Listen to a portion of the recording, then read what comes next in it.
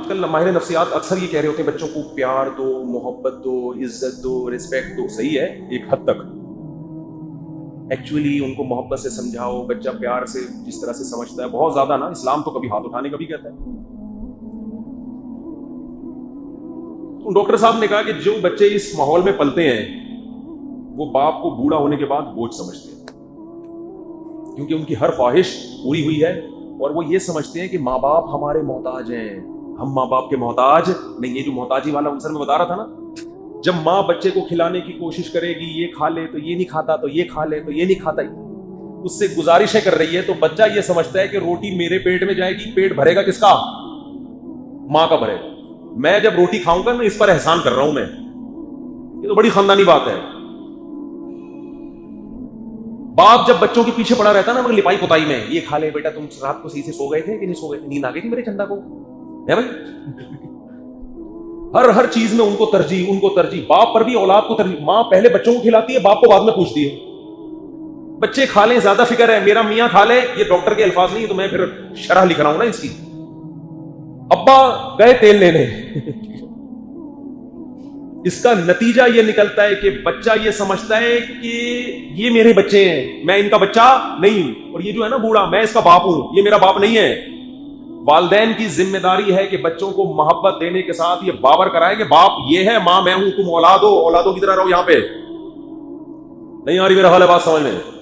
میرے پاس جب یورپ امریکہ سے لوگ آتے ہیں نا، سب کی بات نہیں کر رہا بھائی، جو بیان سن رہے ہیں ان کے علاوہ، تو جو بچہ جب باپ کے ساتھ بیٹھا ہوا ہوتا ہے تو مجھے لگ رہا ہوتا ہے یہ باپ ہے، اور یہ باپ جو ہے یہ کیا ہے؟ بچہ ہے. باپ کی آواز اپنی اولاد کے سامنے بہت ہلکی ہوتی ہے. جوان بیٹے کے سامنے نا باپ بہت دھیمے دھیمے بات کر رہا ہوتا ہے، بیٹے کو کوئی غصہ نہ آ جائے. جیسے بیٹے کی شکایت بھی کر رہا ہوتا ہے نا، تو یہ ایکچولی دیکھیں ان کو تھوڑا سا سمجھائیں، یہ تھوڑا سا اٹھنے میں ٹائم لیتے ہیں، 12:30 بجے دوپہر کو اٹھتے ہیں، پھر کوئی جاب بھی نہیں کر رہے، کوئی ایجوکیشن بھی. بیٹا ایک دم یوں کر کے آنکھیں دکھا، ایک دم غصہ آنے لگتا ہے. باپ جب اس کو دیکھتا ہے تو پھر اور ویسے تو ماشاءاللہ بہت اچھے ہیں، لیکن ایکچولی اگر بڑا حیرت ہو رہی تھی یار، تم اس کے باپ ہو یا یہ تمہارا باپ ہے؟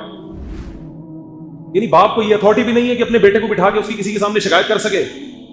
وہ باپ کس بات کا بھائی؟ وہ تو خان سامہ ہے جو تمہیں ساری زندگی کھلاتا پلاتا رہا ہے.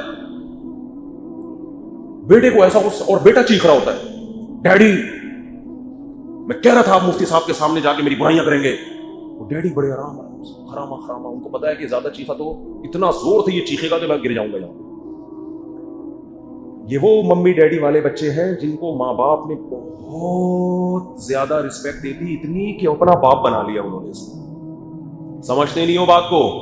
تو جب میں یہ بات سن رہا تھا نا، یہ تو ڈاکٹر کے الفاظ نہیں، مثال صرف اتنی سی تھی، باقی تو سارے میرے الفاظ ہیں. تو مجھے اپنی والدہ محترمہ یاد آ رہی تھی، ان کا چمٹا یاد آ رہا تھا. میری والدہ روٹی پکا رہی ہوتی تھی، مجھے سبزیاں نہیں اچھی لگتی، مجھے سبزی میں صرف بھنڈی اچھی لگتی اب بھی، باقی سبزی اچھی نہیں لگتی شروع سے ہی. بس کوئی مزاج کچھ اس ٹائپ کا تھا. اور ہماری والدہ بھی سہارنپور کی تھیں، تو انڈین کھانے، آلو کی بھجیا، کھنڈیاں، بڑیاں، وہ ہمیں ویسے ہی نہیں اچھی لگتی تھی. کھنڈیاں اور بڑیاں. آج کیا پکا ہے؟ بڑیاں پکی ہیں. اماں کیا پکا دیا یار؟ بڑیاں پکا دی ہے بھائی. کوئی کوفتے ہوتے، کوئی چکن کا سالن ہوتا یا بھنڈی ہوتی. اماں نے کیا انڈیا کے روایتی کھانے بناتی تھی، بڑیاں. تو ہمیں یاد ہے کہ قانون یہ تھا کہ جو پکے گا تیرا باپ بھی وہی کھائے گا. جو پکے گا، اور والد صاحب بھی وہی کھا رہے ہوتے تھے. جو پکے گا، مجھے نہیں اچھا لگتا تھا بالکل. اب مجھے یاد ہے کئی بار ایسا ہوا کہ میں بیٹھا ہوا ہوں، سالن سامنے، روٹی میں نہیں یوں کر کے نا غصے میں یوں کھا دوں، اور پھر میں جیسے بچے نہیں کرتے یہ کر رہے ہوتے، تو والدہ وہ چمٹا دکھاتی تھی، اس سے ماروں گی، یہ گرم ہے. اور چھوٹا تھا، بالکل ناسمجھ تھا. تو اللہ معاف فرمائے، ناسمجھ مکلف نہیں ہوتا، بد دعائیں دے رہا ہوتا تھا. وہ تو بہت چھوٹا تھا نا، بد دعا لگتی نہیں ہے. اور اب تو ہنستے ہیں ان بد دعاؤں پہ. پتہ نہیں یہ کس طرح کی ماں مل گئی ہم کو، کس طرح کی اماں مل گئی ہے. ناشتہ ہماری والدہ کی مرضی کا ہوتا ہے، پراٹھا کھانا پڑے گا. اس کا فائدہ کیا ہوا؟ پیٹ اتنا مضبوط ہو گیا، ربڑ کے پراٹھے بھی بولو، برگر پیزے نہیں کھلائے. ویسے اس دور میں زیادہ برگر پیزوں کا رواج بھی نہیں تھا. روٹی کھائیے، روٹی. اب روٹی کے بغیر تسلی نہیں ہوتی.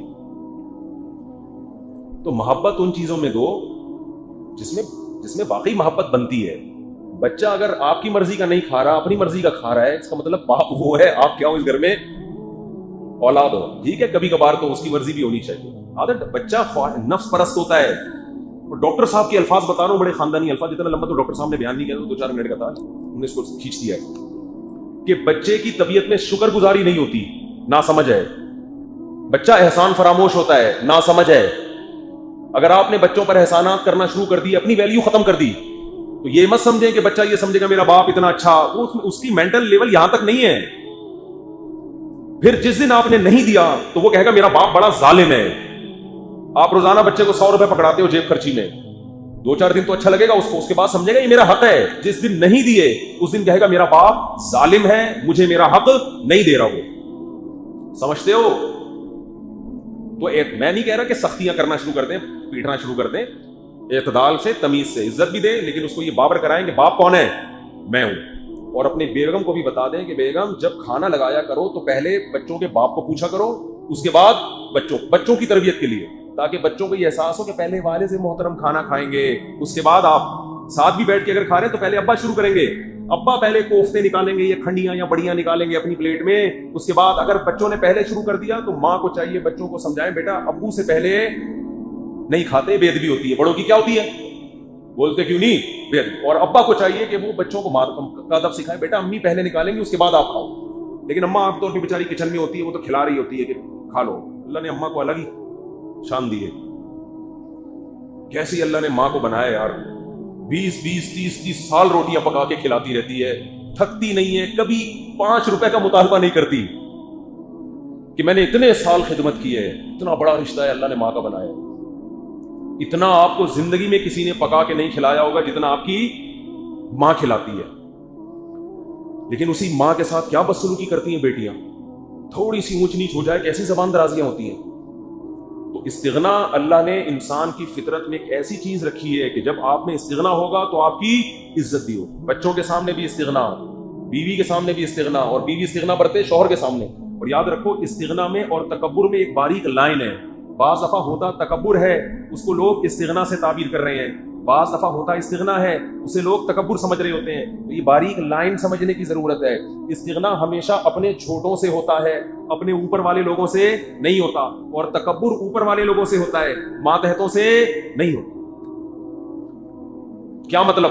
آپ کے باپ نے آپ کو کچھ پیسے دیے کہ یہ لے بیٹا جیب خرچی کے لے لے, کیا یاد کریں گے, چل تیری شادی میں کرا رہا ہوں. آپ نے استغنا دکھایا, ابا آپ یہ رکھیں, مجھے کسی کے پیسوں کی ضرورت, میں الحمدللہ اپنے پاؤں پہ کھڑا ہوں. تو یہ تکبر ہے, یہ استغنا بولو نہیں. تیرا باپ ہے بھائی, تجھے دے رہا ہے, ابا بڑی مہربانی, ہم تو ساری زندگی آپ کا کھایا ہم نے, اب بھی آپ کا کھائیں گے. ہاں باپ پہ رحم کرنے کے جذبے سے کہ ابا کو ضرورت ہے اور بیچارہ پتہ نہیں کہاں سے لے کے دے رہا ہے, وہ ایک الگ چیز ہے. لیکن نارملی یہ بڑے جب کوئی چیز دے رہا ہو تو دونوں ہاتھوں سے وصول کیے گا. آپ کے محتاج ہیں, ہم ساری زندگی آپ کا کھایا ہے تو اب بھی آپ کا کھائیں گے. اور یہی چیز جب ماتحت سے ہو تو پھر کیا ہو جاتی ہے بھائی, بیٹا آپ کو پیسے دے رہا ہے, ابا یہ آپ کو گٹکے کی عادت ہے, یہ میری طرف سے. آپ کے بیٹا اللہ کا شکر ہے ہم تمہیں کھلاتے ہیں, اللہ نے ہمیں دیا ہے, اب بھی کھائیں گے. اپنے گٹکے کی مثال تو غلط ہے, تو بہت چھوٹا سا ہوتا ہے کوئی بھی چیز. اکثر میں ایک واقعہ بتاتا ہوں نا, ہمارے حضرت کے بیٹے نے, ہمارے حضرت نے بڑی غربت میں وقت گزارا نا. میرے شیخ حضرت مفتی رشید احمد صاحب نے 60 سال تک بہت غربت میں وقت گزارا ہے. لوگ اکثر علماء کا ماضی نہیں دیکھتے, حال دیکھ رہے ہوتے ہیں. حال دیکھ رہے ہوتے ہیں, گاڑیاں اور عزت, یہ نہیں دیکھ رہے ہوتے کہ ان کا ماضی کیسے کن قربانیوں میں گزرا ہے, اور ان قربانیوں کے صلے میں اللہ نے ان کو یہ دیا ہے. تو 60 سال تک ہمارے حضرت نے بہت غربت میں وقت گزارا. بیٹوں کی جاب اچھی ہو گئی تھی, مدینہ یونیورسٹی چلے گئے تھے, ٹھیک ٹھاک پیسہ آ گیا. اللہ کی قدرت کے حضرت کے والد کی وراثت تقسیم ہوئی, زمینوں کا پیسہ آنا شروع ہو گیا. حضرت کو بھی اللہ نے دولت دے دی. تو حضرت کے بیٹوں نے بڑی مہنگی گاڑی خریدی. تو ہمارے حضرت شو روم گئے. حضرت نے فرمایا کہ میری گاڑی میرے بیٹوں کی گاڑی سے اچھی ہونی چاہیے, تاکہ جب روڈ پہ چلے تو لوگوں کو پتا چلے کہ یہ باپ ہے. فرمایا ایسی گاڑی نہ ہو کہ بیٹوں کو لوگ کیا سمجھنا شروع کر دیں, وہ باپ ہے.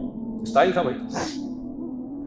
تو ایسی خاندانی گاڑی کویت کے شہزادے سے گاڑی خریدی تھی, میں واقعہ کئی بار بیان کر چکا ہوں. فرمایا صرف یہ بتانے کے لیے کہ باپ کون ہے, اٹ از کالڈ استغنا. سمجھتے ہو؟